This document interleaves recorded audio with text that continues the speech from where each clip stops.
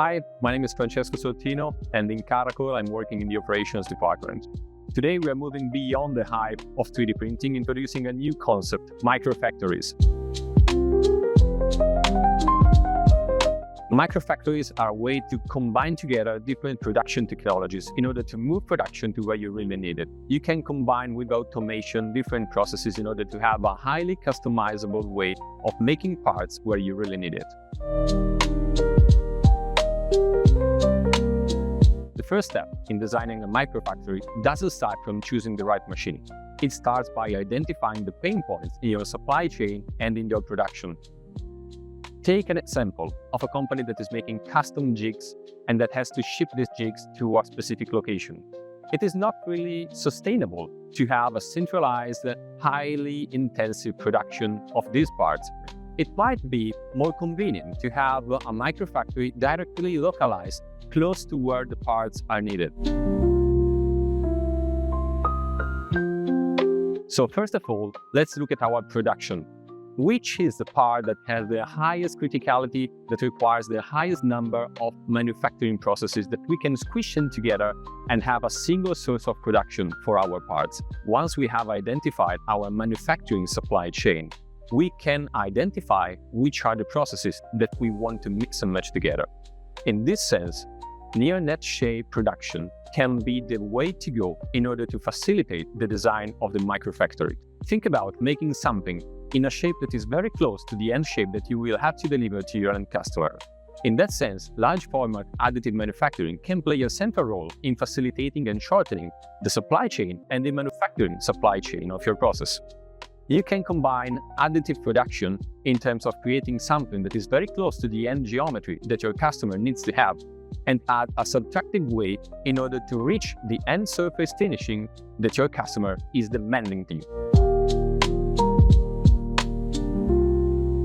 Moving forward in shaping a microfactory, we have to consider three technological drivers: automation, an ecosystem, and the quality drivers that are driving our production. Talking about automation, we can think about integrating logistical solutions that can speed up the way we move parts within our microfactories. One example in that is AMR, autonomous mobile robots, that can simplify the way we handle raw materials and finished part within the context of our microfactory. When we talk about ecosystems, we talk about the way we can integrate physical and digital solutions within a single framework. In our case, that is how we can pre-check whether our production will be successful even before starting the real production on the machine. And lastly, when we talk about quality controls, we can think about integrating these parts within our microfactories. The first one is supply chain resilience.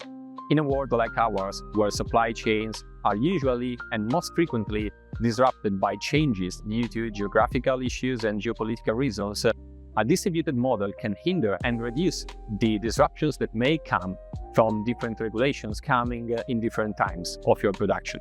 Another advantage comes from the reduction in tariffs that may come from having a localized production. A microfactory can be moved where the production is needed, and therefore reduce the amount of tariffs that has to be paid in order to move the goods from one country to the other.